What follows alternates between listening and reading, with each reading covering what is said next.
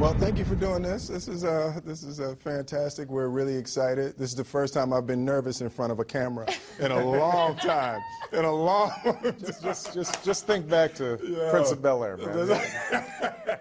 So the first thing really struck me in your speech. There was a line, and in my old school hip-hop days, I would have been biting your lyrics on this one. But you talked about expanding our moral imagination. Right. Yeah. And that just really struck me. Would you elaborate on that idea? Well, you know, when you think about what's happening in the world, on the one hand, it's shrinking. You know, we see the internet and live feeds and YouTube, and that means that nobody around the world should be a stranger.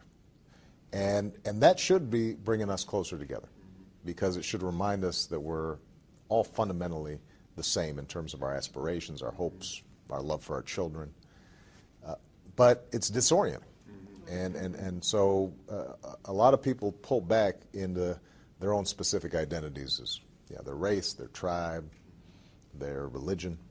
And that's a dangerous thing, because it can splinter people and cause conflict. And people can decide that because this person doesn't worship the same God or doesn't look like me, then I don't have to have the same consideration for them. You know, there are a whole host of ways in which that can lead then to conflict. And so one of the critical ingredients of any effort for peace is my ability to stand in your shoes, to see through your eyes, to constantly imagine what's it like being a mother in Bangladesh right now, and if the waters were rising because of climate change. That kind of ability to imagine ourselves in different situations helps us then connect with those other people, and hopefully that can be part of what drives us to want to do better on a whole host of things.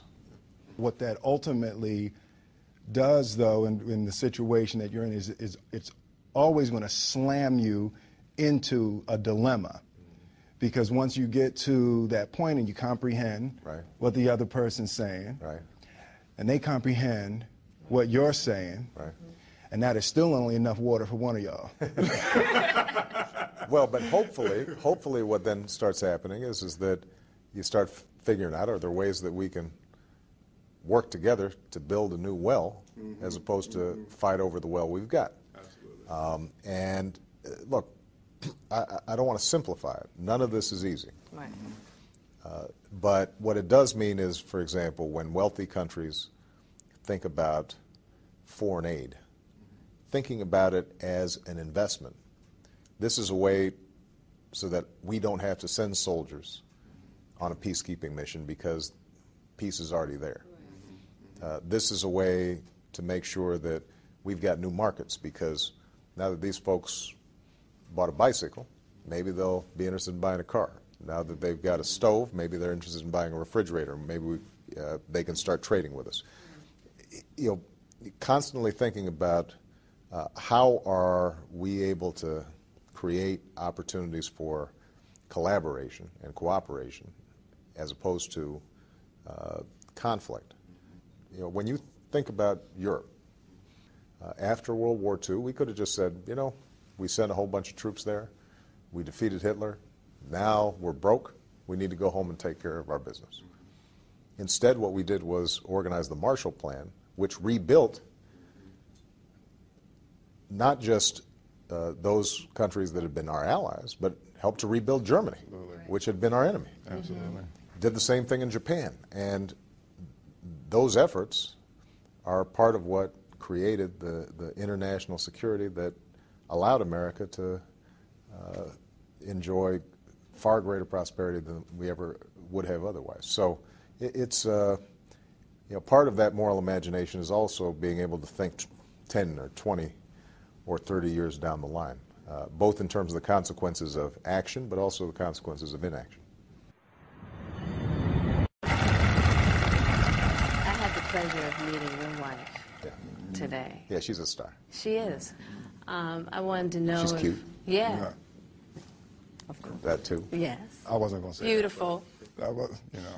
So. Was I allowed to say that? Because I would have said it. You could have said it. I mean, Michelle is very, very fine. That's true. That's, you know, what can I do?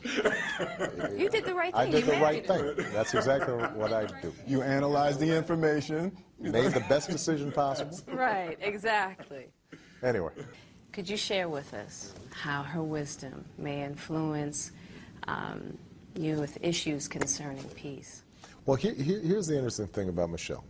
First of all, she's the most honest person I know. I mean, she doesn't pretend to be something else. She's very confident in herself and what she's about and what's important to her.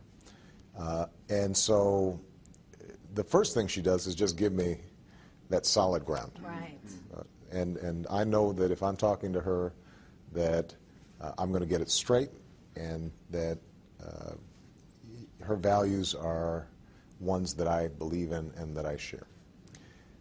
The second thing she does is she's not somebody who spends a lot of time analyzing all these policy decisions in detail that I have.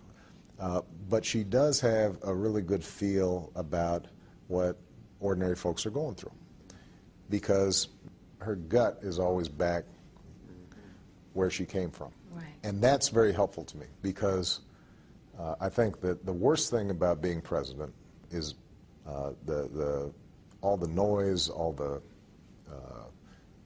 political games. It can be like a hall of mirrors where just a few people are talking to each other, Right. And never breaking out of it. And Michelle's very good at making me focus not on the immediate orbit that we're in, but what's going on outside of it.